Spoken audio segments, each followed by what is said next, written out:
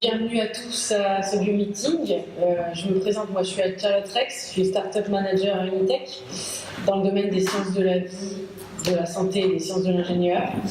D'abord, je vais vous expliquer ce qu'est un biomeeting. C'est en fait un rendez-vous trimestriel essentiellement destiné à faire du réseau dans le secteur de la santé, à la fois pour des startups et des entreprises, mais aussi d'autres acteurs de la filière santé. Il se déroule en général dans un endroit emblématique de la filière. La dernière fois, nous étions au Neurocampus et une fois par an également à la Technopole de Bordeaux-Montesquieu à Martillac.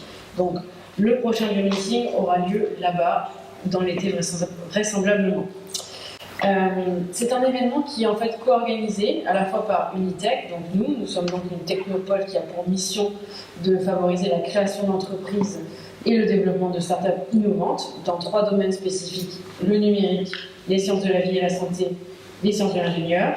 C'est également co-organisé par le GIPSO, qui est le cluster des industries de santé Nouvelle-Aquitaine. C'est un réseau d'une centaine d'entreprises de la filière de la pharmacie et de la santé. Je laisserai ensuite la parole à sa directrice, qui est Emmanuelle Pango, ici présente. Et donc le troisième co-organisateur, c'est la Technopole Montesquieu à Martillac, qui n'ont pas pu venir aujourd'hui. Nous accueillons aujourd'hui et nous remercions spécialement Sébastien Haricot, qui est chargé de mission chez Univolim. C'est le cluster des biotechnologies dans le Limousin et qui a eu la très grande gentillesse de faire participer des startups du Limousin qui viennent se présenter à vous aujourd'hui. Donc, encore merci. Et enfin, j'introduis en un mot les startups qui viennent se présenter et qui vont avoir le temps ensuite de le faire. Donc, il s'agit de Carsidiac Biotechnologie, d'Arcab, de Ceribellis, de Medifarm et enfin de Iceram. Vous n'hésiterez pas donc à les interroger par la suite, puisque derrière il y a un cocktail qui est prévu. Et je vais laisser la parole d'abord à Madame Pango et ensuite à Sébastien Haricot.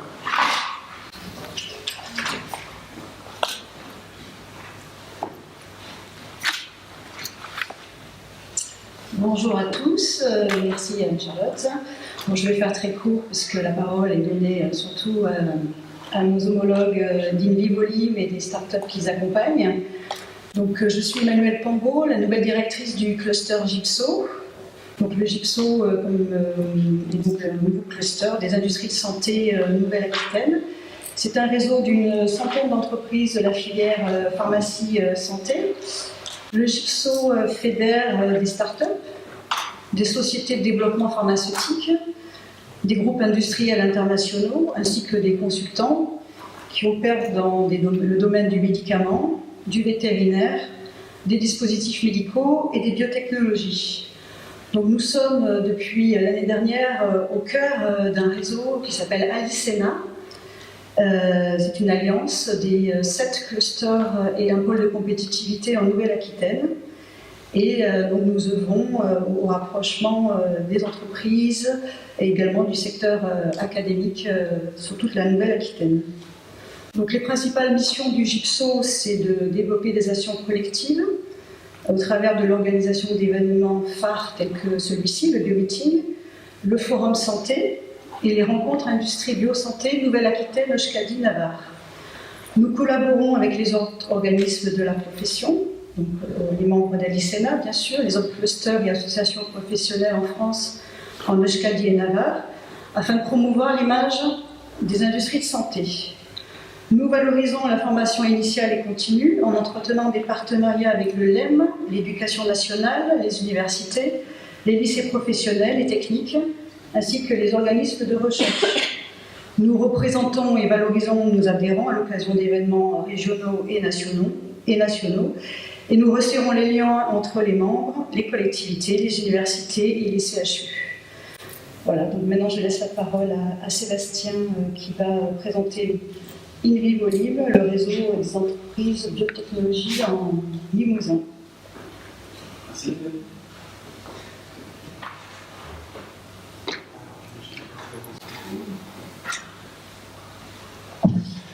Bonjour à tous. Déjà un grand merci à Unitech et au GIPSO pour nous accueillir aujourd'hui. En fait, ce rendez-vous, il est parti d'une discussion avec le GIPSO.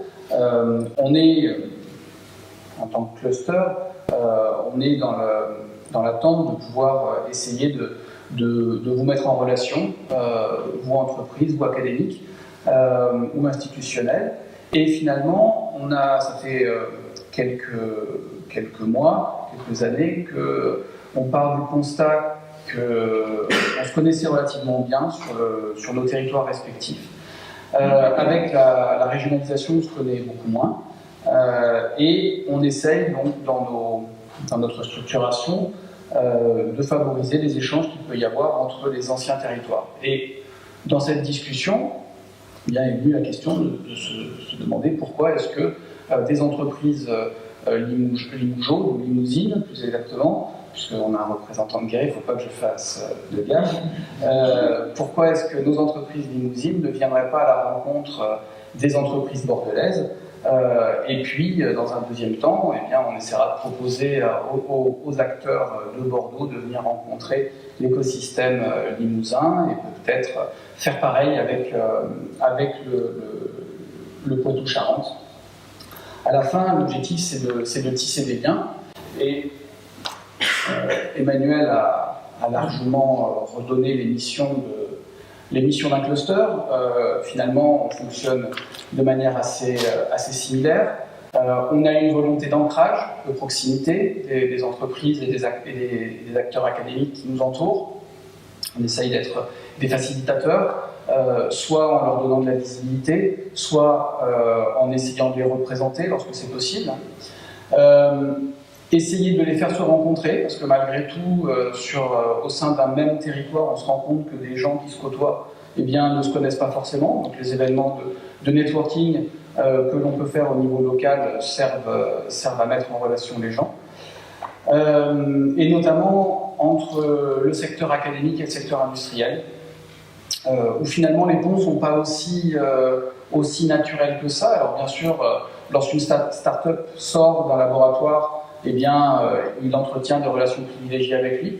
Mais au-delà de ce noyau-là, de ce noyau de proximité, il y a souvent des convergences d'intérêts à aller imaginer avec d'autres acteurs du territoire. Donc on essaye d'avoir ce rôle de rapprochement entre industriel et académique. Alors Emmanuel l'a rappelé, la filière santé compte plusieurs acteurs au niveau de la Nouvelle-Aquitaine. Je vous reparlerai de l'Alliance Innovation Santé, AISENA, dont Emmanuel a parlé, mais Invivolim essaye, au travers de ses contacts et de ses actions, d'animer à son niveau la filière santé de Nouvelle-Aquitaine.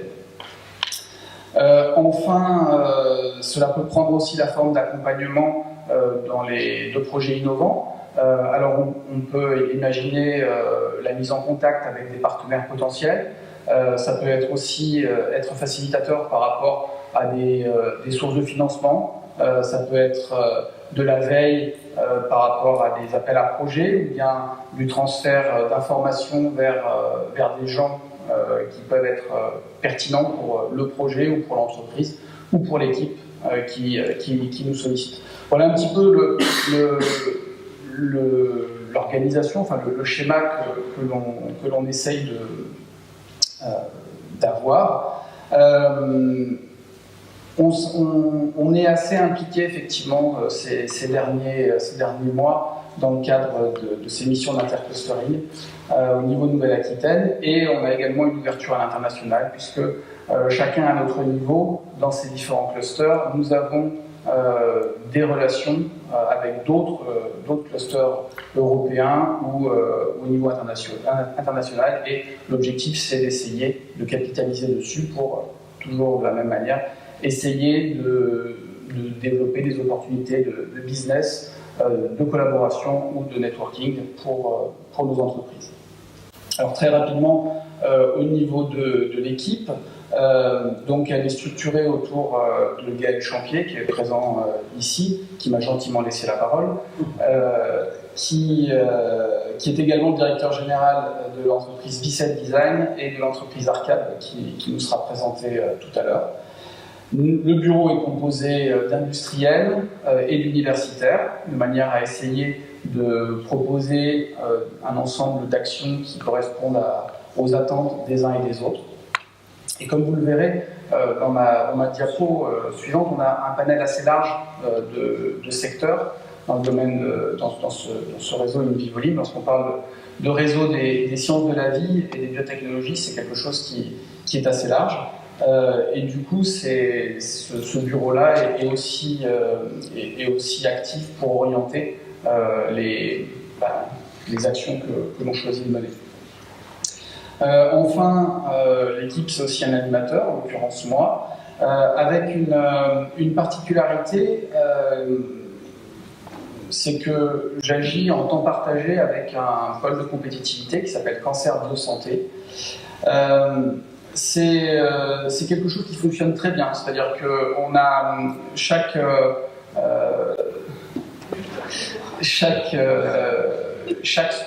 chacune de ces deux structures, je le connais, je le taperai à la sortie, ne pas. Chacune de ces structures a besoin de faire une animation au sein de son réseau et à proximité géographique de ses... voilà, il revient, observer. Alors, et à proximité géographique de ses adhérents.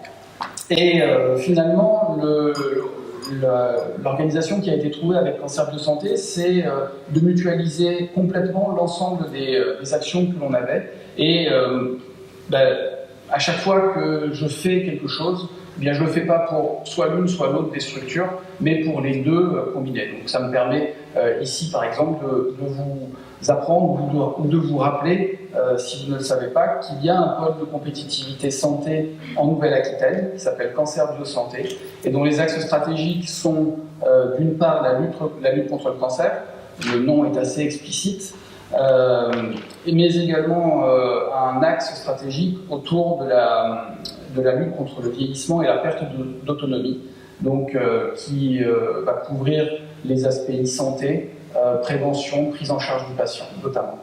Et pour le cancer, tous les projets qui s'intéressent de près ou de loin au cancer rentrent dans cet axe stratégique, que ce soit du diagnostic, de la thérapeutique, de la prévention ou de la prise en charge du patient. Alors, l'écosystème est relativement large. On parle de sciences de la vie, on parle de biotechnologie, c'est des domaines qui vont de la santé, du médical, des biotechnologies, qu'elles soient humaines, animales ou végétales, mais également de la cosmétique, de l'environnement, de la chimie verte. Donc c'est un réseau qui a été créé par des entreprises qui voulaient se donner une visibilité et échanger donc dans un esprit de proximité. Donc les entreprises qui constituent InVivoLim, je les ai classées en 4 catégories. C'est des catégories qui sont relativement redondantes. La majorité va être dans le domaine de la santé humaine, dans le biomédical. Donc il y a un certain nombre d'entreprises qui vont se présenter.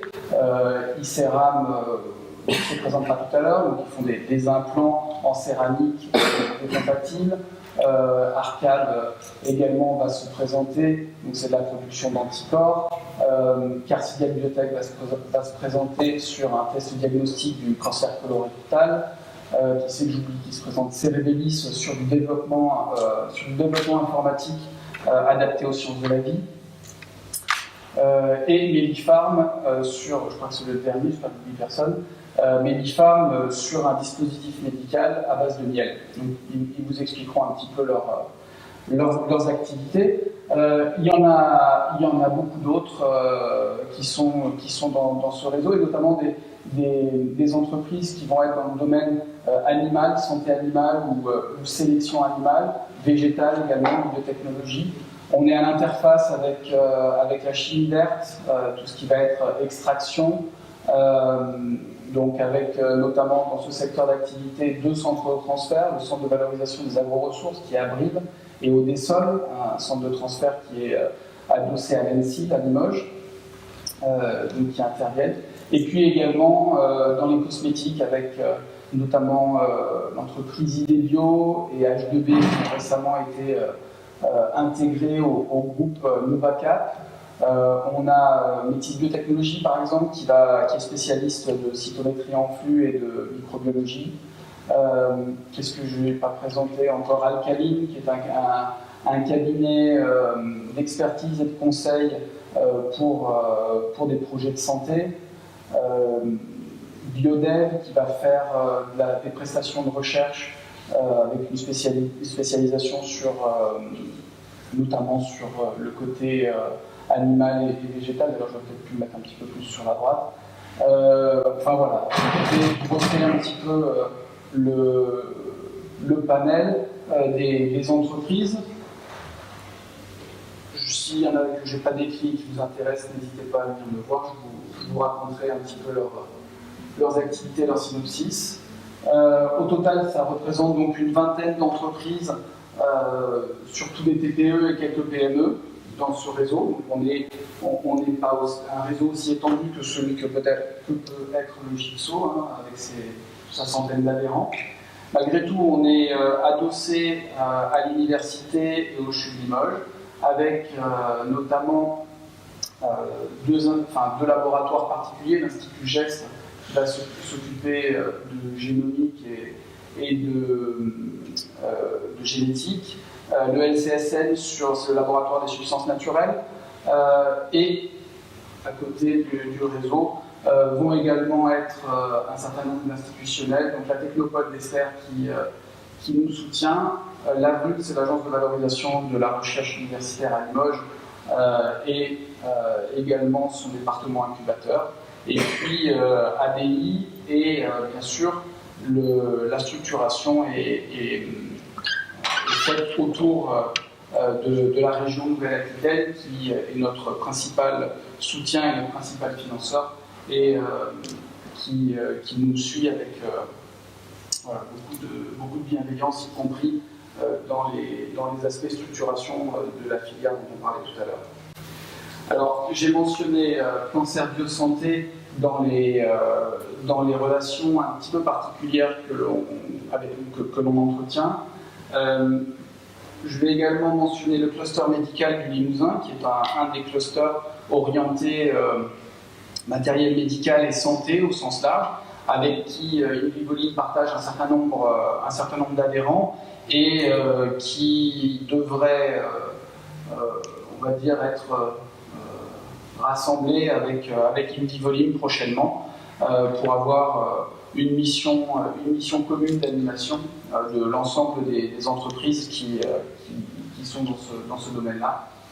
Alors, j'ai également mentionné le GIPSO. Le rendez-vous d'aujourd'hui est la première étape. On réfléchit à développer des relations à l'avenir qui soient de plus en plus intriquées. En tout cas, on verra, mais c'est l'objectif.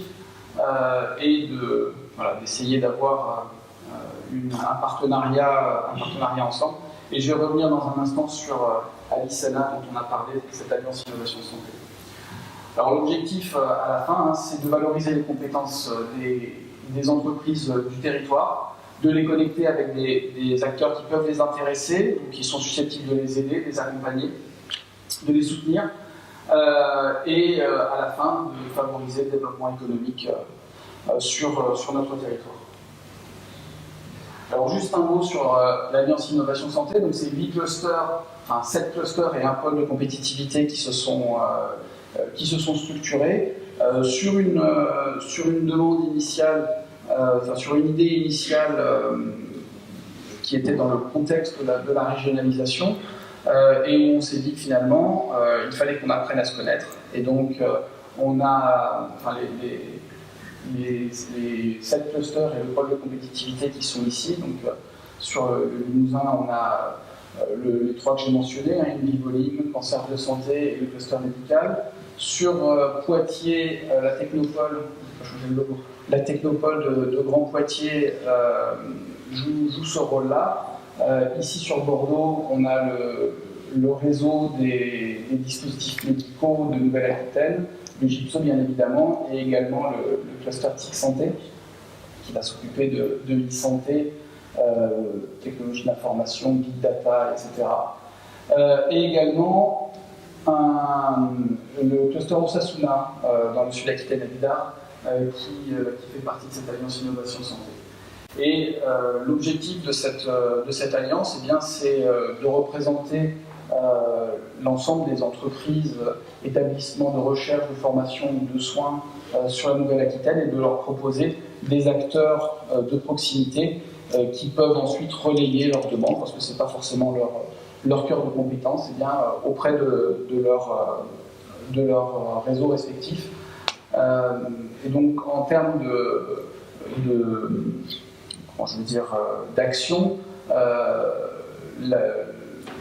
l'ensemble de ces clusters est impliqué dans l'organisation d'un roadshow cancer, soutenu encore une fois par la région, où l'idée c'est d'aller, donc il y a 3 étapes de prévues, une à Limoges qui a eu lieu au mois de décembre, une à Poitiers qui avait lieu cette semaine et une à Bordeaux qui aura lieu le 16 mai.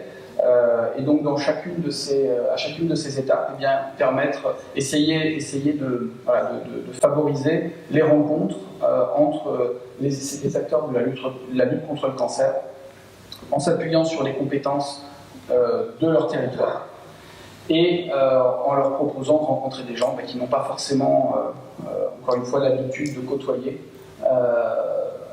dans des rendez-vous qui mixent à la fois des conférences et des rendez-vous en B2B.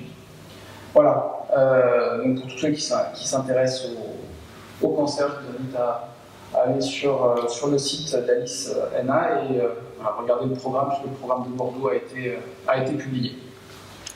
Voilà, je m'arrête là. Je vais laisser la parole à Vincent Carré qui va nous parler de cancer justement.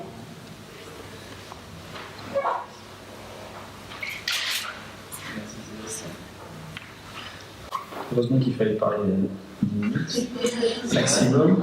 Il fallait faire des signes.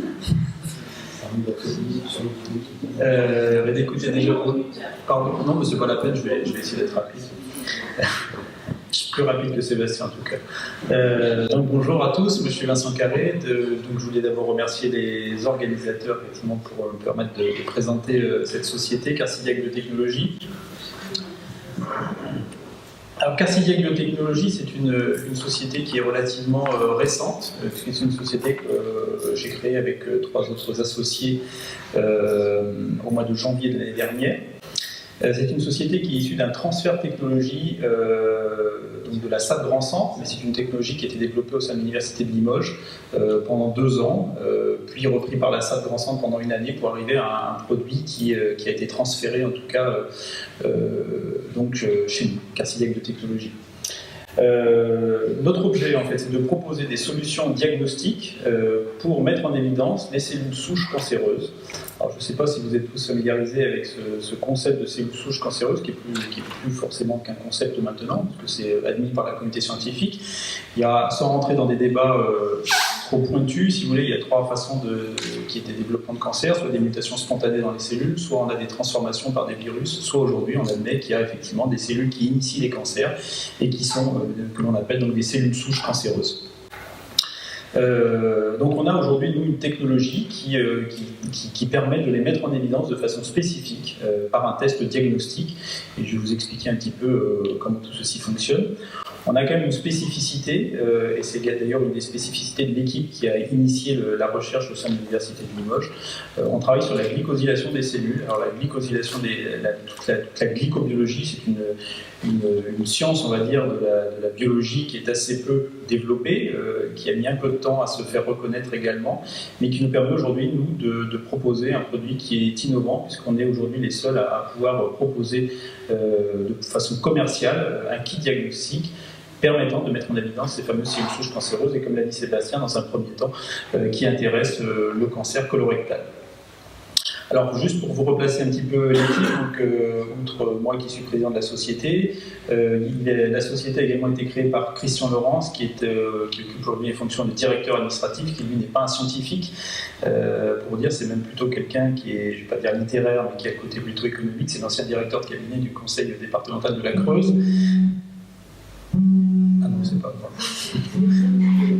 Ah, c'est les téléphone qui décodent. Alain Quérou, donc, qui est le troisième associé fondateur, qui est un médecin ORL, qui a travaillé en tant que médecin libéral donc, à Guéret, qui travaille aujourd'hui à l'hôpital de Guéret au niveau de vacation. Et notre société, donc, elle est installée, alors c'est pas très courant en Creuse, on est la seule biotech, on est même, je crois, la seule start-up de façon générale à être installée en Creuse. On est installé en fait au pôle domotique et santé à Guéret, qui est en fait un incubateur d'entreprise qui nous permet de bénéficier en fait d'une structure très accueillante, puisque les locaux étaient vides. Et puis on a beaucoup de place, on paye très peu cher, donc on est plutôt pas trop mal à Guéret. Et surtout on est bien identifié parce qu'il y a effectivement, comme je vous le dis, aucune autre société de ce type-là.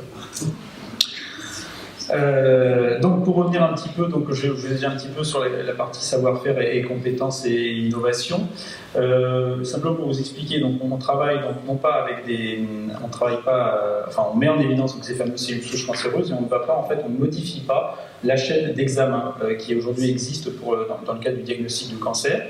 On travaille à partir de biopsies, donc c'est quelque chose qui est réalisé de manière courante. Alors bien évidemment, les biopsies, il faut déjà qu'il y ait une suspicion de lésion ou même une lésion qui existe, mais on travaille à partir de biopsies, donc on s'insère dans cette chaîne analytique à partir des biopsies et on réalise en fait un marquage supplémentaire. Donc c'est un marquage cellulaire assez classique, on va dire.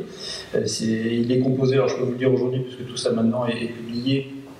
On ne travaille pas avec des anticorps, on travaille avec des lectines qui est un mix de lectines plus particulièrement, qui permet en fait de mettre en évidence ces fameuses cellules souches cancéreuses. Ces cellules souches cancéreuses sont toujours différentes en plus. Le téléphone n'arrête pas de sonner. Ces cellules souches cancéreuses en fait sont toujours différentes en plus en fonction de l'organe qui est atteint par le cancer. Donc on ne peut pas avoir le même test diagnostique qui soit duplicable pour tout type de pathologie cancéreuse. Donc je vous dis, on s'insère dans une chaîne existante, donc on n'a pas besoin d'un matériel particulier, puisqu'en fait on travaille aujourd'hui avec un automate de préparation de lames de biopsie qui est un Leica, mais c'est tout à fait transposable aux appareils de Roche notamment. Et donc ce sont des appareils qui sont quand même relativement courants. Et derrière, donc, on réalise une observation en microscopie qui permet de marquer de façon donc, spécifique ces fameuses cellules souches cancéreuses. Donc actuellement, nous sommes en phase de marquage chez eux pour le kit diagnostic sur le cancer colorectal, en phase de mise en industrialisation pour ce kit-là. Donc il devrait être commercialisé à partir du mois de septembre de cette année. La société, en plus, donc, outre les brevets qu'elle a pu récupérer dans le cadre du transfert de technologie avec la salle d'enfant, et donc ici de l'Université de Limoges, on a également déposé en propre 4 autres brevets qui intéressent également donc, des développements diagnostiques, alors cette fois pour d'autres applications que le cancer colorectal. En l'occurrence, il s'agit des cancers du sein, du poumon dans l'immédiat. On va également avoir des kits diagnostiques. Alors, tout ça, c'est pour l'année 2019, ce que je vous annonce là, début 2019 pour le sein et le poumon. On va également avoir des kits diagnostiques qui seront disponibles pour les cancers du rein et de la vessie en fin d'année 2019, et puis les cancers hormonodépendants, plutôt orientés sphère gynécologique, à savoir donc, cancer des ovaires, cancer de l'endomètre, et puis cancer de la prostate, qui est un cancer hormonodépendant, comme tout le monde sait. Voilà. Et puis après, bon, si vous voulez, on peut dupliquer, on a une méthodologie, on peut dupliquer en fait, cette méthodologie pour développer un kit diagnostic pour tout type en fait, de cancer solide aujourd'hui. Donc en fait, on a je ne vais pas dire qu'on a de beaux jours devant nous, mais on a en tout cas une gamme diagnostique qui peut s'étoffer et qui va s'étoffer assez rapidement. Sur la partie marché, donc, bon, comme vous vous en doutez, c'est un marché qui est mondial, puisqu'en fait le cancer intéresse évidemment l'ensemble de l'humanité, avec des applications forcément qui vont dépendre en fonction des territoires auxquels on s'adresse, parce qu'on sait bien évidemment que dans les pays occidentaux, on est plus touché notamment par le cancer colorectal, notamment dans les pays asiatiques. Enfin bon, toujours est-il que c'est un marché qui est mondial, et les gens qui vont utiliser ces kits, les prescripteurs, c'est surtout qui vont utiliser ces kits, ce sont donc les oncologues et puis les laboratoires d'anatomopathologie. Les clients que nous allons avoir sont les hôpitaux, les cliniques, bien évidemment les laboratoires d'anatomopathologie, les laboratoires privés. Alors actuellement, nous avons un certain nombre de collaborations qui ont été mises en place, notamment donc, bien évidemment avec l'Université de Limoges, puisque la technologie est issue de l'Université de Limoges, avec l'équipe LEA 3842 donc, de Marie-Luc Jaberto et Fabrice Laloué. On fait partie, là on essaie justement, je vous l'ai dit, on est en Creuse, il n'y a pas grand chose, donc du coup on a essayé de rayonner pour aller chercher des compétences là où elles se trouvaient. Donc on est membre du coup du pôle Médicène, pôle de compétitivité Médicène, vous devez tous connaître, qui est en région parisienne, qui est un pôle, moi que je trouve personnellement très réactif, qui nous aide également, qui nous a beaucoup aidé, notamment dans le cadre du marquage CE de nos produits. On est membre du Cancéropôle Grand Sud-Ouest et puis on est également membre du Cancéropôle Clara. Donc, vous voyez, on a essayé de rayonner un peu partout, en tout cas sur des acteurs qui sont importants. Un point important également dans le cadre de la mise en place et du développement de notre société, c'est qu'on a mis en place un comité scientifique. Alors, un comité scientifique qui, à la création de la société, était, on va dire, peut-être un peu réduit, puis qui s'est étoffé ces dernières semaines, puisqu'on a réussi à intéresser 3 professeurs de renom, on va dire, notamment donc Christophe Massard, qui est chef des innovations thérapeutiques à l'hôpital Gustave Roussy à Paris, Cécile Badoil, qui est naprapathe à l'hôpital Georges Pompidou, et puis Béatrice Barry, qui est médecin ORL, chef de service et présidente de la Société française de cancérologie cervico-faciale. Et si vous voulez, dans le cadre du développement de notre société, on va commencer par justement utiliser notre kit diagnostic au sein de ces gros hôpitaux, qui va permettre comme ça d'amorcer la pompe et donc bien évidemment de pouvoir rayonner plus facilement et de se développer plus vite. Alors bien évidemment, on est une petite société, je ne vous l'ai pas dit tout à l'heure, mais on a créé la société à 3. On a embauché au sein de notre société donc une 4e personne à la création qui est Aurélie Lacroix, qui était la personne qui avait développé la technologie au sein de l'Université de Limoges. Donc on a récupéré les brevets, en plus on a récupéré la personne qui avait développé la technologie, c'est pas plus mal, notamment dans le cadre du transfert de technologie.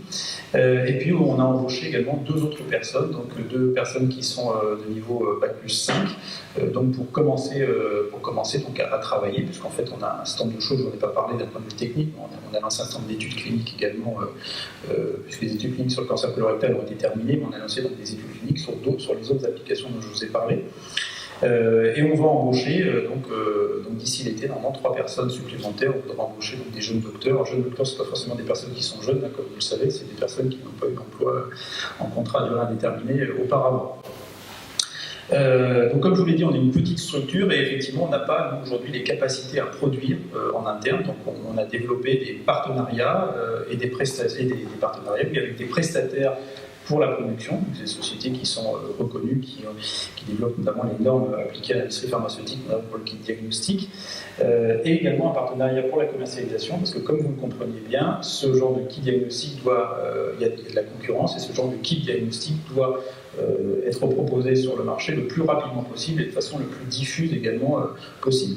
Donc il faut aller très vite pour ce genre de commercialisation, et on est en train de nouer un partenariat avec un des leaders mondiaux justement des kits diagnostiques appliqués justement à l'anatomopathologie. Voilà. Alors, la dernière partie de la diapositive concerne le financement de la société. Alors, seconde levée de fonds, c'est plutôt première levée de fonds, mais disons que c'est la seconde levée de fonds dans le cadre de la mise en place du financement de la société, donc mis à part la création de la société. On a initié donc une levée de fonds à la fin de l'année 2017, donc qui se termine en fait, là cette fois-ci à la fin du mois d'avril, pour un montant d'1 million d'euros. Cette recapitalisation de la société est bouclée aujourd'hui, quasiment. Donc, si ça vous intéresse, vous pouvez toujours participer au financement. La souscription est encore ouverte. On a fait ça par l'intermédiaire d'une plateforme de crowdfunding. Et puis, on a également Aki Invest qui a participé dans le cadre du fonds de co-investissement. Et donc, si vous voulez, le montage, le bouclage financier est terminé et donc on va pouvoir poursuivre en fait nos activités. Donc c'est pour ça que je dis qu'on va pouvoir notamment embaucher un certain nombre de personnes. Et puis donc rentrer dans le dur cette fois et participer directement à la partie commercialisation. On a donc, je vous l'ai dit, dans le cadre un certain nombre de procédures qui sont en place. Une procédure très importante, c'est le remboursement, notamment par l'assurance maladie des kits diagnostiques. Alors là, on est en relation directe avec le ministère de la Santé. On a rencontré le délégué interministériel qui nous a proposé de rentrer dans le cadre de programmes donc de l'article 51 pour les connaisseurs et les puristes, l'article 51 de la loi de financement programmation de la sécurité sociale, qui permet en fait d'initier des essais cliniques sur 2 ans pour tester justement l'intérêt de la technologie. Donc ça, c'est quelque chose qui va se mettre en place d'ici la fin de l'année. Et puis, bien évidemment, le fonds est là pour financer la propriété intellectuelle, comme tout le monde le sait, et puis la recherche et développement et la commercialisation dont je vous parle. Voilà, j'ai fait à peu près le tour. J'espère que j'ai pas duré, ça n'a pas été trop long. Ça a été.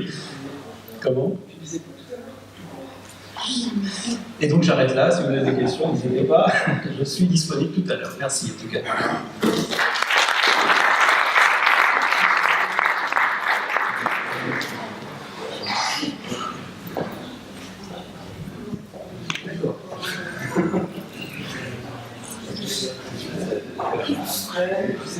Je connais plus Laure. Excusez-moi. Pauline.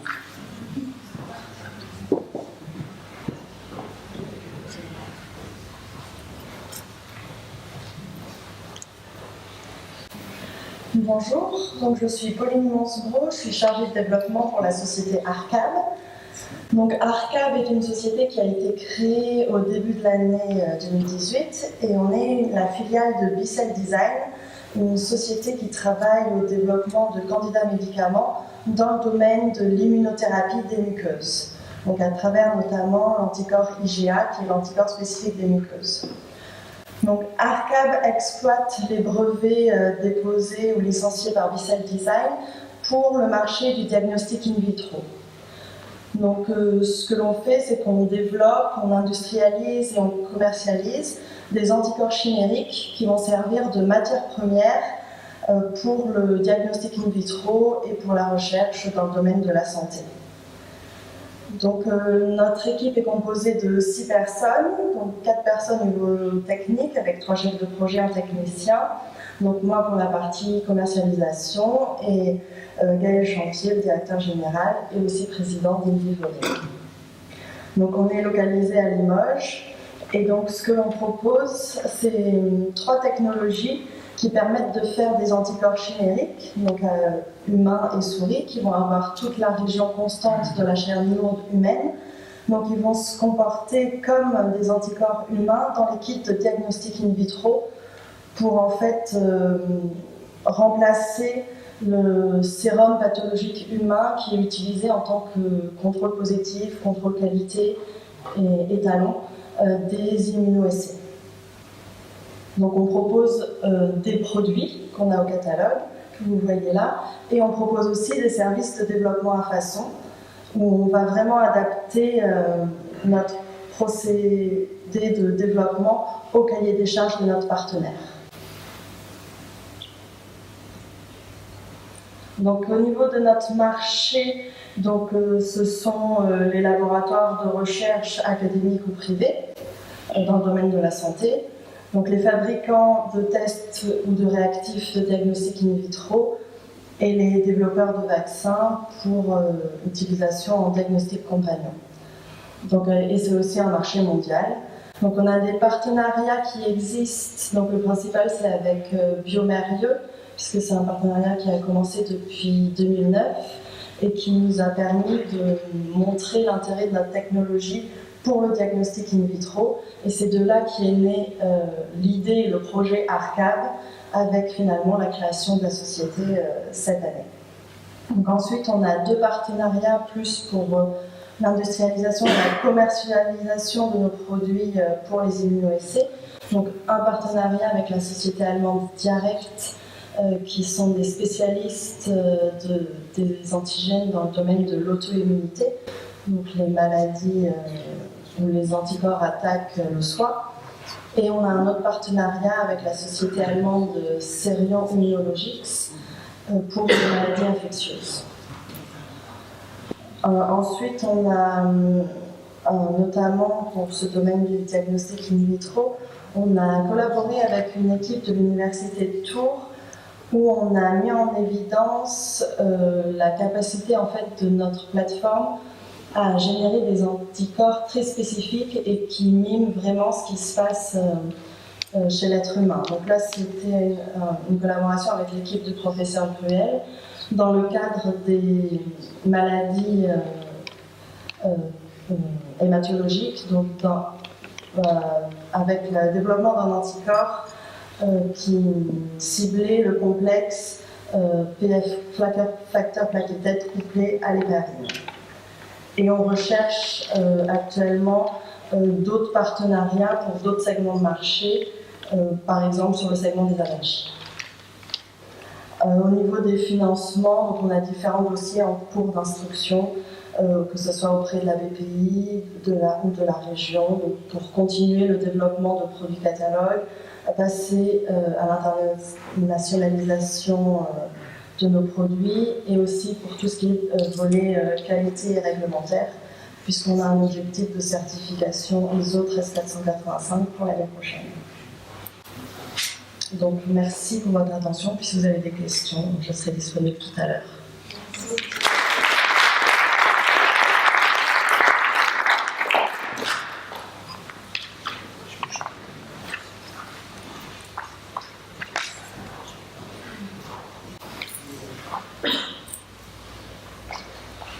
Bonjour à tous. Alors nous, c'est Cerebelis. Cerebelis, c'est une société de conseil et de développement logiciel spécialisée dans les sciences de la vie. Voilà, donc nous, on n'est pas un laboratoire, on est plutôt orienté conseil logiciel. Nous sommes une équipe de 2 personnes, donc moi-même, Thomas Pirotin, le gérant, et Laurent Noyon, qui est consultant développeur. Nous sommes basés à Limoges également. On a précisé Solignac, c'est un petit peu à côté de Limoges, mais nos locaux sont bien Limoges, on est de Limoges. Donc notre savoir-faire, ça va être une partie conseil en logiciel, donc comme on pourrait le trouver dans beaucoup d'entreprises classiques. Alors à commencer par ce qu'on appelle le conseil dans la définition du besoin. On peut vous aider à définir le cahier des charges quand vous avez un besoin logiciel en termes de... Si vous voulez prendre un exemple, admettons que vous ayez des processus de laboratoire à mettre en place, on va vous aider à définir votre besoin en termes de base de données, d'interface à recueillir. C'est une étape importante dans la partie de vos processus en termes de besoins logiciels. On peut vous accompagner dans le pilotage. Dans le pilotage, c'est-à-dire l'accompagnement, la gestion de projet, quand il y a des gros projets informatiques, on va faire la gestion de projet. Et sur la validation logicielle, ça par contre c'est un peu plus spécifique. Les projets dans nos domaines, dans les sciences de la vie, ont besoin de faire preuve de qualité, de sécurité, d'intégrité. Il faut pouvoir prouver, démontrer la qualité des logiciels produits. Dans ce cadre, on fait ce qu'on appelle de la validation. C'est une documentation un peu lourde avec des processus bien précis à connaître. Et pour terminer la boucle du conseil, on fait de l'audit. L'audit, c'est-à-dire que dans certains cas, par exemple, on veut améliorer une plateforme ou la refondre, on va, nous, venir à faire un point ergonomique, un point sur les fonctionnalités, identifier quels sont les axes d'amélioration en vue d'atteindre un certain objectif. Le deuxième axe également, c'est qu'on fait le développement. Alors on fait du développement sur mesure. Les personnes, les entreprises avec qui on intervient, c'est systématiquement sur des projets bien précis, souvent liés à des projets innovants, le développement d'un produit, d'un service. Donc il n'y a pas de logiciel équivalent sur le marché, et c'est pour ça qu'on va intervenir, on va faire des solutions adaptées sur mesure. On procède de façon agile. Ce que j'ai écrit agile, c'est de la procédure un peu informatique en l'occurrence.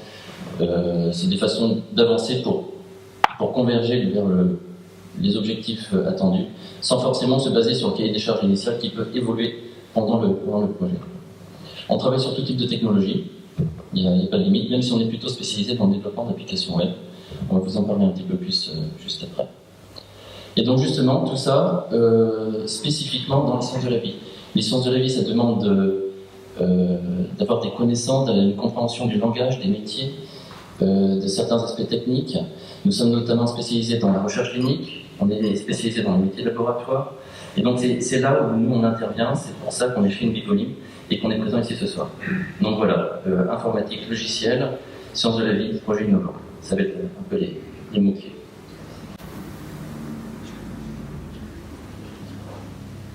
Donc notre marché, ce sont les laboratoires, les CRO. Donc les CRO, ce sont des centres de recherche clinique. Donc ces entreprises qui travaillent dans la recherche clinique. Ce sont les startups, les jeunes laboratoires et les services innovants, éventuellement même dans des grandes entreprises qui vont développer des nouvelles choses et qui vont avoir besoin de logiciels spécifiques. Ce sont ce qu'on appelait anciennement les SS2I, ou maintenant entreprises de services du numérique. Qui par exemple vont être des clients dans les sciences de la vie, un laboratoire, biotech, pharma, etc. C'est plutôt à ce niveau-là que nous on intervient pour chapeauter un petit peu les projets spécifiques. Donc les secteurs, pour résumer, c'est la pharma, la biotech, l'agroalimentaire, la cosmétique. On intervient également auprès des professionnels de santé pour faire du logiciel de santé de façon générale. En termes de partenariat, aujourd'hui on est déjà entouré de spécialistes en biosanté. On recherche toujours à nous entourer de ce type de spécialistes parce qu'il y a toujours des choses très particulières à connaître. Il peut s'agir de spécialités en termes de logiciels, de l'algorithmique, parfois très poussée en informatique, de l'algorithmique biologique par exemple.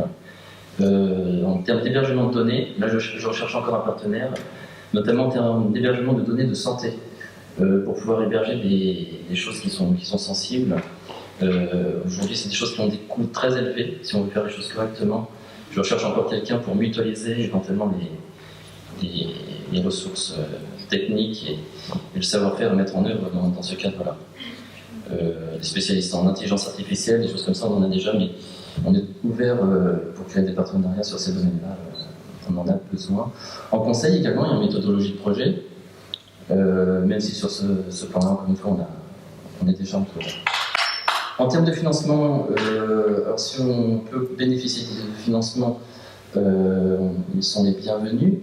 Je dirais surtout que de notre...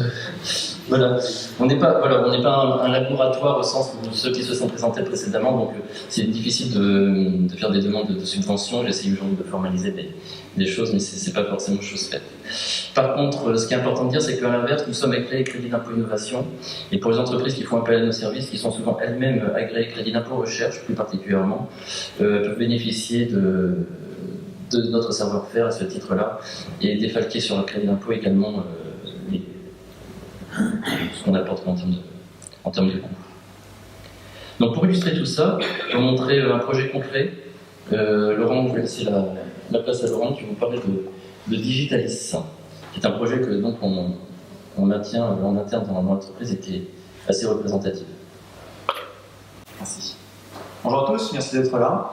Alors moi c'est Laurent Noyon, je suis développeur à Cerebellis et je vais vous présenter un produit sur lequel je travaille, qui est Digitalis, et qui est notre cahier d'observation électronique. Peut-être que vous connaissez le terme, peut-être pas.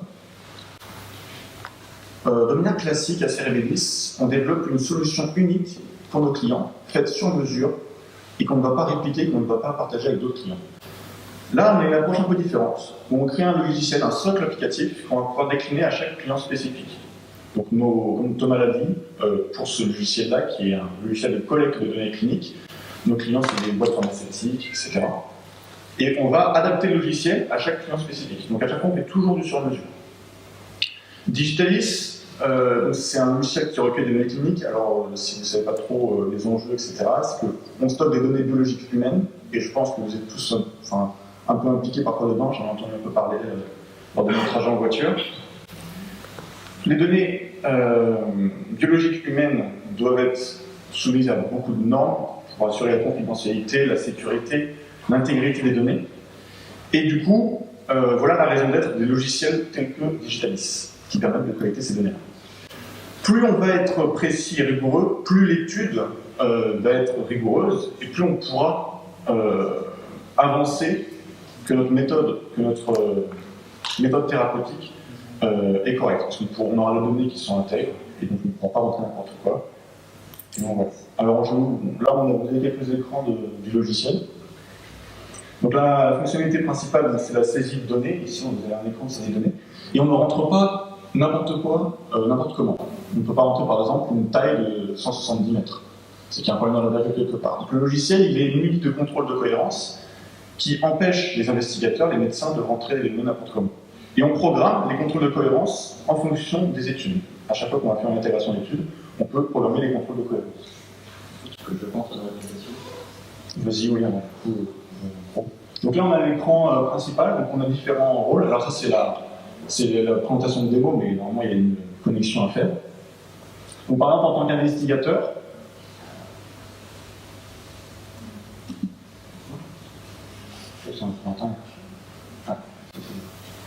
alors vous voyez le logiciel, c'est un logiciel web, à l'échéance d'un logiciel installé. Pourtant, les performances et la fluidité sont généralement les mêmes. Alors, ça dépend de la connexion, bien sûr, c'est le logiciel web, mais sont généralement les mêmes que sur un logiciel installé. L'avantage, c'est que vous pouvez avoir le logiciel un peu partout. Alors, par exemple, vous pouvez aller voir la liste des sujets.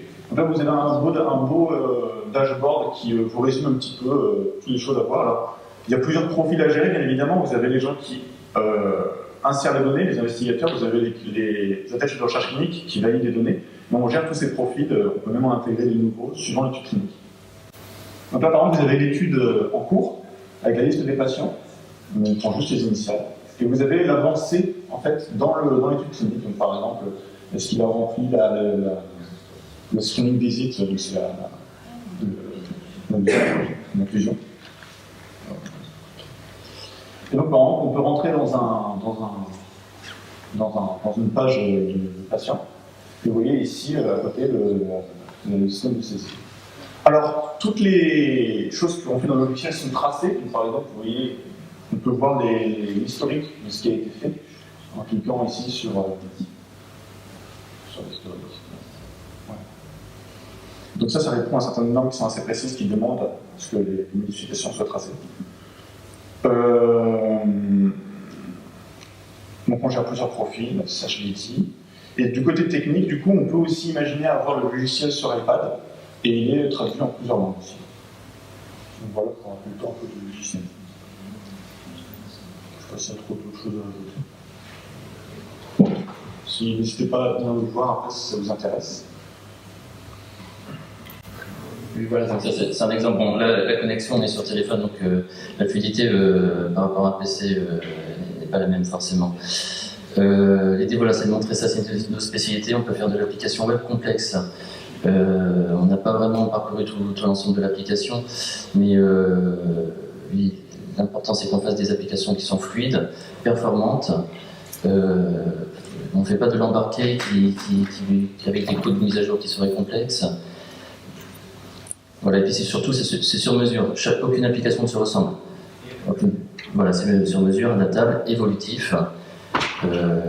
Voilà, enfin, ça, c'est des choses qu'on décrit sur notre site www.cerebrils.com. Si vous voulez en voir un peu plus, c'est peut-être un peu mieux dit qu'aujourd'hui, c'est un peu mieux détaillé, notamment peut-être en termes d'exemples.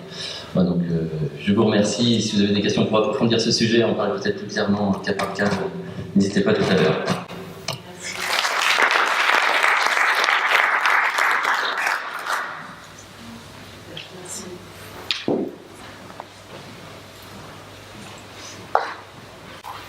Bonjour à tous, je suis Maxime Jouot, le chef de projet des laboratoires Medifin. Donc tout d'abord, merci à tous les organisateurs de nous avoir accueillis aussi chaleureusement. Alors, on va changer de sujet et être un petit peu plus traditionnel plutôt que de l'informatique. On va parler de miel. Donc Medifin, c'est une société qui développe des dispositifs médicaux stériles, antimicrobiens et pro-cicatrisants à base de miel. Et dernièrement, on est en train d'axer nos recherches et développements autour de mimétiques synthétiques, donc vulgairement des poudres. Donc nos produits sont destinés à promouvoir la cicatrisation et bien sûr, on va lutter contre l'antibiorésistance, comme je vous le montrerai tout à l'heure. En effet, nos produits ne présentent aucune résistance, peu importe combien de temps vous les exposez à des bactéries, les bactéries ne deviennent pas résistantes à nos produits. Donc ça, c'est vraiment très intéressant. En termes d'équipe, on est une équipe de 5 personnes constituée du directeur, du chef de projet, à savoir moi, et de 3 télécommerciaux. On est situé à Limoges et notre savoir-faire et nos compétences d'innovation sont autour de la culture cellulaire. On est capable de faire de la culture cellulaire de fibroblastes, par exemple, mais aussi beaucoup de microbiologie et de biologie moléculaire. Donc tout ceci nos produits vont avoir des applications pour lutter contre les bactéries multirésistantes, comme je vous l'ai dit tout à l'heure. Et le miel, ça a été démontré sur des fibroblastes, ça a la capacité de favoriser la prolifération et la migration des cellules, et de favoriser aussi la production du collagène. Donc tout ceci, c'est vraiment très intéressant pour la cicatrisation. Nous disposons de 2 brevets. Le premier Le premier concerne le Melectis. Alors, je vais vous présenter d'abord le produit. Donc, on va avoir 4 produits dans un premier temps qui ont été développés. Donc, le Melectis, qui est un assemblage de 3 miels, le Melectis D, le Melectis G et le Melectis E. En fait, on va commencer par le Melectis, qui est un assemblage de miel, comme je l'ai dit, qui est composé de thym, de romarin et de sarrasin. Et en fait, ces 3 miels, ils ont été sélectionnés de manière en laboratoire pour leurs propriétés. En fait, le miel de thym va avoir de vraies bonnes propriétés pour la régénération tissulaire. Le miel de sarrasin, c'est le miel qui va être le plus antibactérien. Et enfin, le miel de sapin, qui lui va apporter un côté très texturant. Et en fait, le miel de sapin, c'est un miel qui est un petit peu plus rigolo que les autres, parce qu'en fait, il n'est pas produit à partir de fleurs, il est produit à partir de miella. Les abeilles vont en fait butiner le miella qui a été produit par les pucerons qui sont sur les sapins. Donc voilà, il a aussi il apporte un côté vraiment texturant à notre produit. Puis après, on a essayé de se spécialiser un peu plus dans les phases de la cicatrisation. Donc d'où le Melectis D, le Melectis G et le Melectis E. Donc le Melectis D pour la détertion. En fait, c'est un produit qui va avoir un effet très antibactérien. Donc il est 100%, enfin il est fortement concentré en miel de sarrasin, comme je vous le disais, qui est très antibactérien. Puis après, il est complémenté avec de l'oxyde de zinc. Donc ce qui va lui donner des propriétés très antibactériennes. Comme on peut le voir ici, dans cette slide, alors je vais vous l'expliquer un petit peu plus, parce que sinon c'est pas très clair. Donc il s'agit d'une manip de CMI. En fait, on va tester l'inoculation de miel à des concentrations croissantes sur une même quantité bactérienne. Donc le MD2, le MD3 et le MD1 sont des produits concurrents.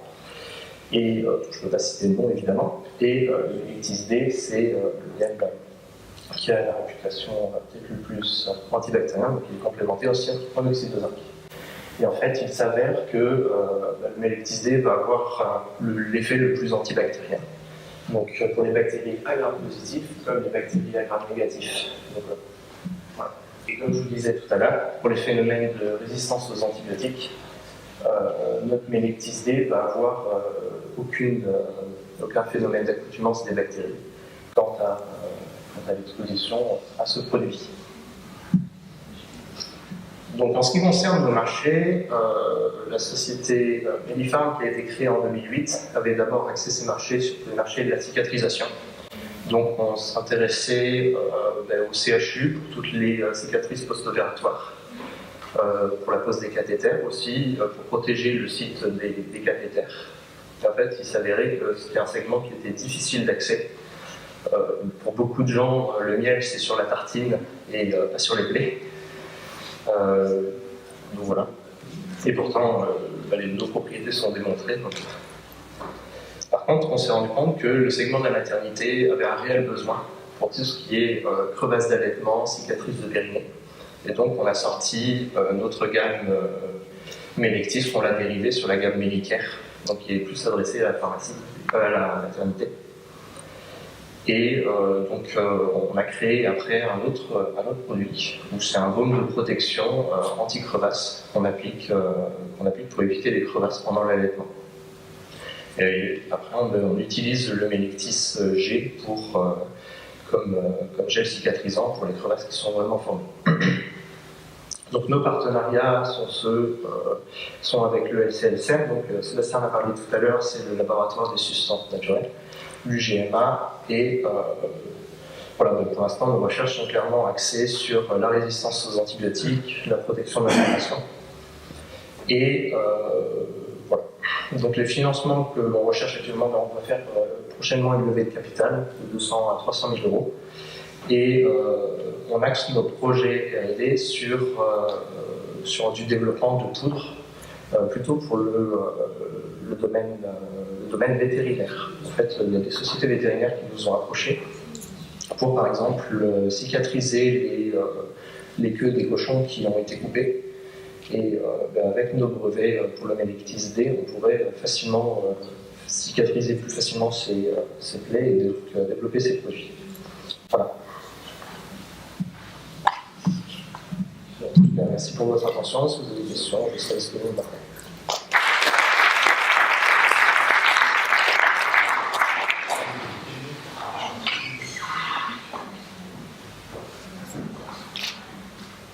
Donc c'est moi qui ai terminé. Bonjour, je suis Christophe Duriveau, le directeur financier de la société ICERAM. La société ICERAM a été créée en 2005 par André Kérésit, qui a 30 ans d'expérience dans l'orthopédie. Nous, on est spécialisé dans la conception, fabrication et commercialisation d'implants orthopédiques. On vient historiquement de la prothèse de hanche, on commercialise une prothèse de genou, des produits d'ostéosynthèse et un système rachidien pour redresser les colonnes vertébrales. Mais ce n'est pas pour ces produits-là que je suis devant vous aujourd'hui. En fait, le PDG de la société, André Kérésit, a mis au point, comme on est à Limoges, une céramique.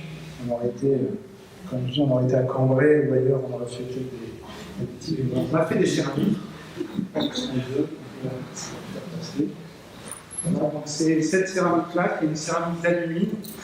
Elle a un peu 99% de porosité, de pureté. Elle a la même porosité qu'un os naturel, donc c'est une porosité qui est ouverte et interconnectée. Et elle est 3 fois plus résistante que l'os. Et l'avantage que l'on a sur ce produit, c'est qu'on a à la fois des brevets et des secrets de fabrication pour la mettre au point. Et surtout, on a près de 10 ans de recul sur ICERAM et près de 20 ans avec les premières pauses. Près de 10 ans de recul et près de 6000 implants qui ont été implantés, soit autour du tibia, enfin dans le tibia, autour du genou, dans la colonne vertébrale. Et ces implants n'ont présenté aucun rejet et aucune infection au cours des années passées. Et donc, c'est cet élément-là qui a amené le PDG à se dire que dans la porosité, comme on vendait dans cette céramique beaucoup d'air, puisqu'elle est poreuse à entre 60 et 80%, on s'est dit qu'on pourrait essayer de mettre quelque chose à l'intérieur, et notamment des molécules actives. Et on a commencé par des antibiotiques. Donc dès 2008, on a fait le premier test de chargement en antibiotiques. Sauf qu'on savait faire qu'un ou 2 cm3. Les pièces comme celles que vous avez, c'est des cales d'ostéotomie tibiale qui sont utilisées pour redresser les tibias pour les personnes qui ont les jambes arquées, notamment. Mais 1 ou 2 cm, ce n'était pas suffisant. Donc la société a fait un certain nombre d'investissements sur la période 2010-2014, on va dire pour faire simple. Et on a réussi à passer d'1 cm3 à 64 cm3. C'est cette petite chips chinoise qu'on a mis au point, voilà, qui a la même porosité que le produit que vous avez eu entre les mains, sauf que c'est un sternum, et donc à la fois la courbure et les trous ont été designés et ont été usinés avec des machines, des centres d'usinage par ultrasons.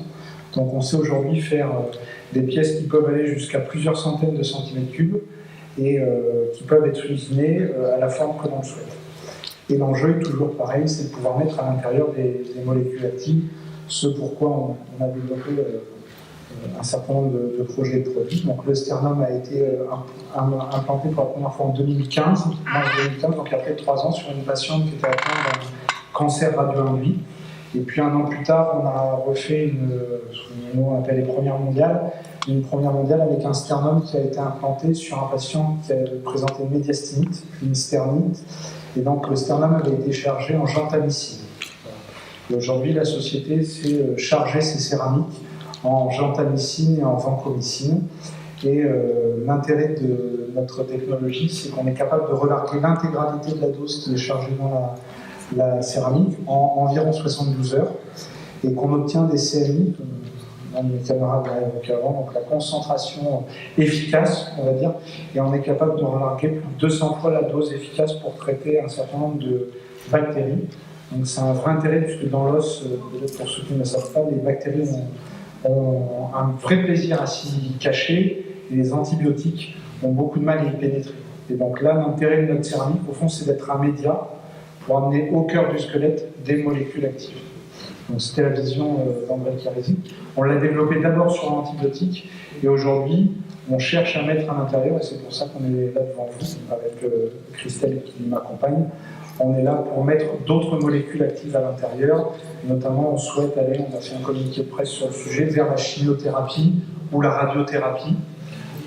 La logique de la société ou la nature de la société est plutôt d'aller très vite à l'implantation.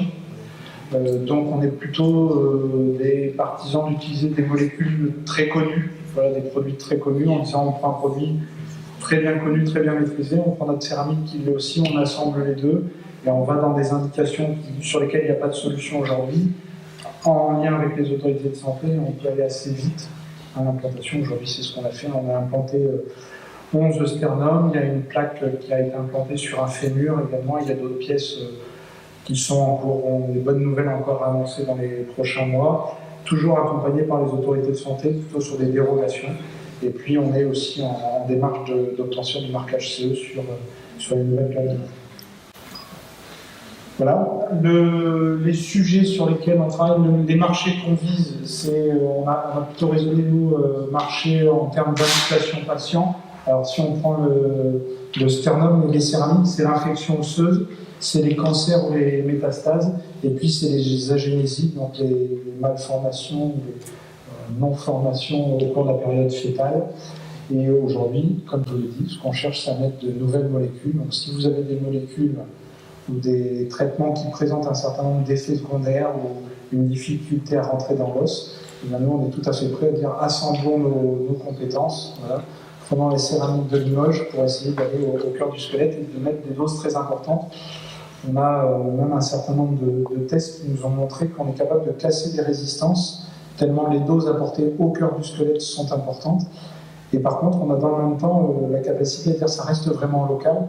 Et les dosages sanguins montrent que très peu d'antibiotiques passent dans le sang, mais l'intégralité reste au cœur du squelette ou de la zone infectée.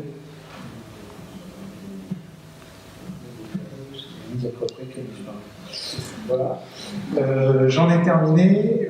Pour les besoins, il n'y avait pas plus de choses. Tout est en ligne sur notre site. On est coté en bourse à Paris sur Euronext Growth, donc toutes les informations sont connues et je suis à votre disposition pour répondre à vos questions.